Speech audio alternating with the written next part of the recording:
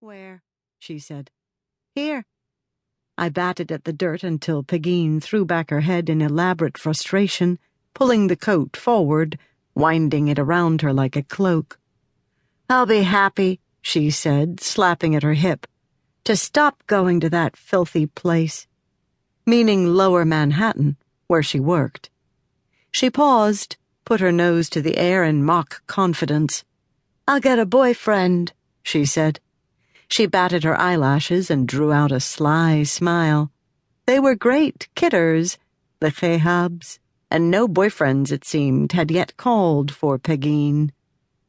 "I'll get myself married," she said, and then licked all at once the 4 tall fingers of the gloveless hand and swatted them against the dirty cloth. "Amadan," she said again, which, she explained, was her mother's word for fool. And then she released the skirt of her long coat, and dipping her shoulders, shook herself back into it again. She reminded me of a bird taking a sand bath. "I fell down," she announced.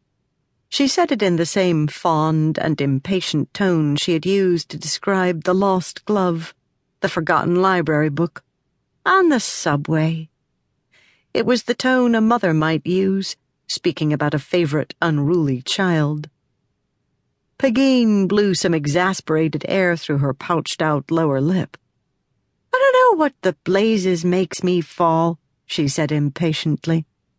"I do it all the time." She suddenly squinted, and the flush just under her downy skin rose to a deep maroon. She lowered her face to mine. "Don't you dare tell my mother," she said. I was 7 years old. I spoke mostly to my parents, to my brother, to my teachers when I had to. I gave some whispered response to Father Quinn, or to Mr. Lee at the candy store when my mother poked me in the ribs. I could not imagine having a conversation with Mrs. Chehab, who was red-haired and very tall. Still, I promised. I would say nothing. Pegeen shook herself again, standing back and lifting her shoulders inside the pale blue coat.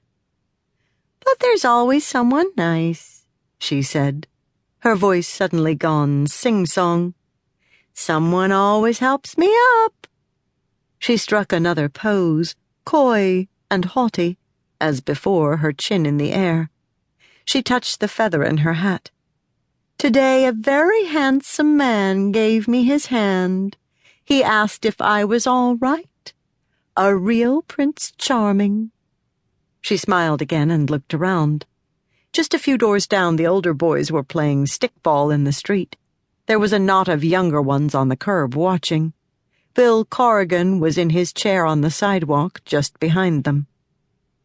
Pegeen leaned forward once more.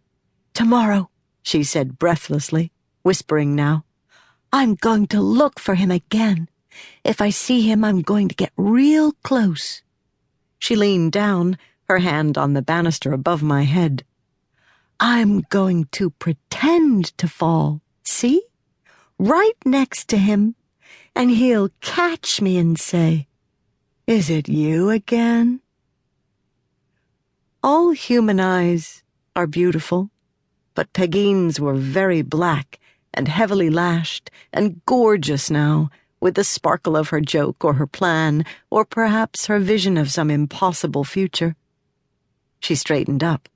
"We'll see what happens then," she said, sly and confident, her thick eyebrows raised. She swung her purse slowly, turned to move on. "That will be something to see," she said. At her own house, Pegeen didn't use the basement door as usual. She climbed the stone steps, taking them one at a time like a small child. At the top, she paused again to swat at the back of her coat, only touching the dirt with her wrist. It was early evening, spring. I could see Pegeen's reflection in the oval glass of the outer door, or at least the blue heart of the reflection, which was both the reflection of her good spring coat and the evening light on her flushed face. Pegeen pulled open the door, and the thin image in the glass shuddered like a flame. I turned back to the vigil I was keeping on the stone steps.